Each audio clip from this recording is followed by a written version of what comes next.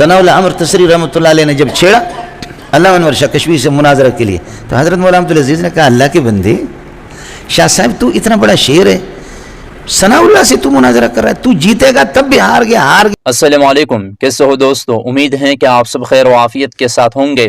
جی دوستو، مولانا منظور مینگل صاحب کو آپ ذرا دیکھیں اور سنیں علامہ انور شاہ کشمیری کو، جو کہ بہت بڑے عالم دین گزرے ہیں، علامہ انور شاہ کشمیری کو اہل حدیث عالم ثناء اللہ امرتسری نے مناظرے کا چیلنج دیا اور علامہ انور شاہ کشمیری مناظرے کے لیے تیار ہو گئے، لیکن پھر ہوا کیا؟ آپ ذرا دیکھیں اور سنیں مولانا منظور مینگل صاحب کو۔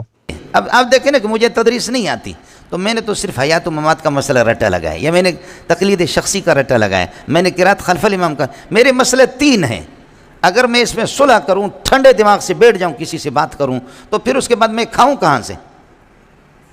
میں تو مناظر اسلام اسی پر تو ہوں نا، کہ میں نے 3 مسئلے رٹا لگائے۔ مجھے تدریس نہیں آتی، میں دنیا کا نالائق آدمی ہوں، سمجھے؟ یہ آپ کے جو مناظرین ہیں یہ اغبل اغبیہ، میں سب کی بات نہیں کر رہا ہوں، بعض کی، سمجھے؟ وہ ناکام قسم کے، کہ وہ ایک اللہ کا بھلا کر، جیسے میں نے آپ سے عرض کیا نا کہ مولانا عبدالعزیز پٹھان نے ثناء اللہ امر تسری رحمۃ اللہ علیہ نے جب چھیڑا علامہ انور شاہ کشمیری سے مناظرہ کے لیے، تو حضرت مولانا عبدالعزیز نے کہا اللہ کے بندے، شاہ صاحب تو اتنا بڑا شعر ہے، ثناء اللہ سے تو مناظرہ کر رہا ہے، تو جیتے گا تب بھی ہار گیا تب بھی ہار گیا۔ فرمایا کہ بھئی تو عالم ہے؟ کہا عالم ہوں۔ کہا کہ بس ٹھیک ہے، شاہ صاحب کو چھوڑو، کہیں سے کوئی قرآن مجید کا ایک صفحہ ترکیب کرو، یا میں آپ سے پوچھتا ہوں، تو مجھ سے پوچھ لے۔ ہمارے حضرت فرماتے تھے یہ کوكب نورانی، آپ نے سنا ہے؟ کوكب نورانی سنا ہے؟ بہت بڑا مناظر اسلام، شیخ الاسلام فلانا فلانا فلانا بریلویوں کا۔ تو استاد عنایت اللہ شہید رحمۃ اللہ علیہ شیخ الحدیث تھے، بخاری ثانی پڑھاتے تھے جامع فاروقی میں۔ حضرت فرماتے ہیں کہ مجھے میمن نے مجبور کیا، انہوں نے کہا کہ یہ کوكب نورانی سے مناظرہ کرو۔ اب اگر میں کہتا ہوں کہ مجھے مناظرہ نہیں آتا، تو وہ کہیں گے میمن ہم نے تو آپ کو پیغمبر بنایا، آپ کو کیوں نہیں آتے؟ اتنے بڑے پیغمبر، استاد جی لاکھوں روپے جامع فاروقی میں دیتا تھا۔ اب اگر کہوں نہیں آتی تو مجھے تو کہیں گے کس چیز کا عالم ہے، اور اگر کہوں آتا ہے تو کیا کروں، کس طرح کروں؟ حضرت فرماتے ہیں کہ جاہلوں کو سمجھانا میرے لیے مشکل تھا، میں نے اللہ کا نام لے لیا کہ یہ میمن مجھ سے کٹ جائیں گے، میرے مقتدی کہتے بیضاوی شریف میں نے بغل میں لے لی، چلے گئے۔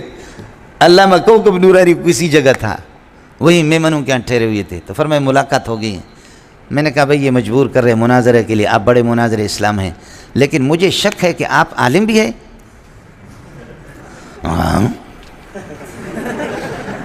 اس نے کہا میں عالم ہوں، تو حضرت نے فرمایا میں تو عالم، آپ کو عالم نہیں سمجھتا، مناظر کے لیے ضروری ہے لابد ان یکون المناظران نظیرین فی العلم، دونوں کا علم کم از کم برابر ہو، ایک دوسرے کی بات کو تو سمجھے۔ جیسے کہ میں نے جزء مکانی کہا تو لڑکے نے پرچی لکھ کر کے دکھا، یہ جزء الانی کیا ہوتا ہے، جزء مکانی کیا ہوتا ہے، یہ دیکھیں کہ قربان جاؤں، سمجھے بھائی کیسا بہترین سوال کر دیا۔ میں جزء مکانی کہہ رہا ہوں اور وہ کیا لکھ رہے ہیں، جزء مکانی کیا ہوتا ہے۔ تو ہم سمجھ رہے کہ ہماری تقریر خوب سمجھ رہے لڑکے۔ تو حضرت فرماتے میں نے اسے کہا آپ تو عالم نہیں ہیں، اس نے کہا میں عالم ہوں۔ حضرت فرماتے میں مناظرہ تو بعد میں کریں گے، تم اللہ کے لیے بیضاوی کہیں سے ایک صفحہ گھنٹے تک دیکھو، مجھے عبارت سناؤ۔ اور آپ کو پتہ ہے کہ بیضاوی کی عبارت جو پڑھے گا تو اس کی ہٹے گی اور ساتھ ساتھ پھٹے گی بھی۔ بولو، بیضاوی کی عبارت جو پڑھے گا وہ کیا کرے گا، اس کی کیا ہے، ہٹے گی اور ساتھ ساتھ پھٹے گی بھی۔ تو اس نے کہا کہ میں یہ نہیں پڑھ سکتا۔ تو میمنوں نے جو اس کے اپنے ماننے والے تھے، انہوں نے کہا تو کیسا عالم ہے، یہ قرآن کی تفسیر نہیں پڑھ سکتا۔ اس نے کہا میں نے تدریس نہیں کی ہے۔ کہا تدریس نہیں کی تو پھر جاہل ہو نا، جاہل ہو۔ اس نے کہا واہ عنایت اللہ زندہ آباد، واہ عنایت اللہ زندہ آباد، میمن سارے انہوں نے کہا عنایت اللہ زندہ آباد۔ آپ کے مناظرین حضرات کا یہی حال ہے، سمجھ رہی ہیں کہ نہیں؟ آپ کے مناظر حالوں کا یہی ہے مولوی صاحب۔ وہ اگر تقلید شخصی، قرات خلف الامام، آمین بالجہر، رفع یدین، ان چیزوں کو چھوڑ کر کے اس کو شیخ الاسلام کون کہے گا، وہ کھائے گا کہاں سے؟ وہ تدریس کی تو نہمیر کی صلاحیت بھی ان لوگوں میں نہیں ہے، تو پھر وہ کیا کریں گے، سمجھے؟ میں تو آپ یقین کریں اللہ جانتا ہے کہ یہ رفع یدین آمین بالجہر پر بھی ہم بحث نہیں کرتے، بعض جگہ ہمیں مجبور کرتے غیر مقلد، اس لیے کہ رفع یدین اگر آپ دارالعلوم میں لکھ کر کے دے دیں گے، بینوری ٹاؤن میں اور کہیں بھی لکھ کر کے دے دیں گے، رفع یدین جائز ہے، صرف اولا اور بہتر یہ ہے کہ نہ کرنا۔ آمین کہنا اب ہمارے مناظر کہتے ہیں رفع یدین منسوخ ہے، آمین بالجہر بھی کیا ہے؟ منسوخ ہے. تو نسخ صریح کہیں نہیں ہے. نسخ صریح ہوتا تو جھگڑا نہ ہوتا. نسخ اجتہادی ہے، نسخ استنباطی ہے. سمجھے؟ اس قسم کے مسائل پہ بحث کرنا، مناظرہ کرنا حرام ہے. ہمیں چاہیے کہ یہود و نصارہ کے خلاف اپنی صلاحیتیں استعمال کریں. میری گزارش یہ ہے کہ میری زندگی ان چیزوں میں، یہ بریلوی، شیعہ، جماعت اسلامی، اہل حدیث، اس قسم کی ان چیزوں میں ہم نے زندگی تباہ کر دی. اصل کام یہ ہے کہ قرآن کو سمجھو، اپنے اندر علمی استعداد پیدا کر دو. یہ چند مسائل یہ لفنگے لوگوں کا کام ہے.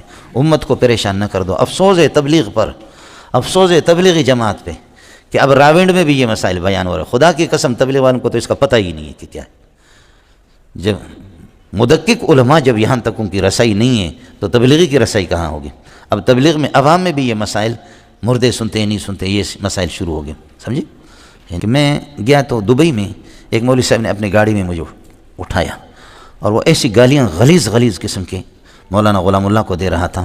اور مولانا اللہ آپ کا بھلا کریے ہے کہ ان کو مولانا پنجپیری رحمۃ اللہ علیہ کو آپ کو معلوم ہونی چاہیے یہ پاکستان کے فارغ نہیں ہے، یہ لوگ علامہ انور شاہ کشمیری کے شاگرد ہیں. یہ ہے کہ اس کو اس طریقے پر اللہ آپ کا بھلا لعنت کسی پر بھیجنا یہ ٹھیک نہیں ہے مولوی صاحب. تو وہ بنوٹا والا مولوی صاحب جو ہے نا وہ سخت، اساتذہ نے ان کو شاید کچھ کہا ہوگا، سمجھو فاضل تھے.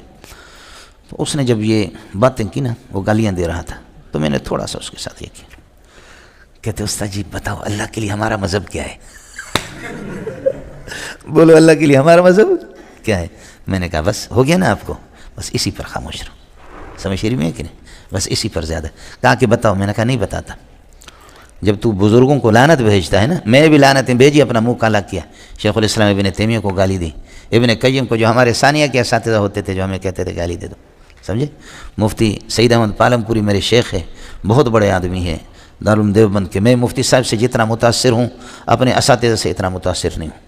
مفتی سعید پالم پوری ہمارے اکابرین کا جو طریقہ ہے حدیث پڑھانے کا، نقل ہے، ایک دوسرے سے نقل چلا آ رہا ہے. یہ دو آدمی، مولانا محمد یونس جونفوری جس کا 2 سال پہلے انتقال ہو گیا، سہارنپور کے جو شیخ الحدیث تھے، مولانا محمد یونس جونفوری، اور حضرت اقدس مفتی سعید احمد پالم پوری جو دیوبند کے اس وقت شیخ الحدیث ہیں. یہ ان دونوں کا انداز مقلدانہ نہیں ہے.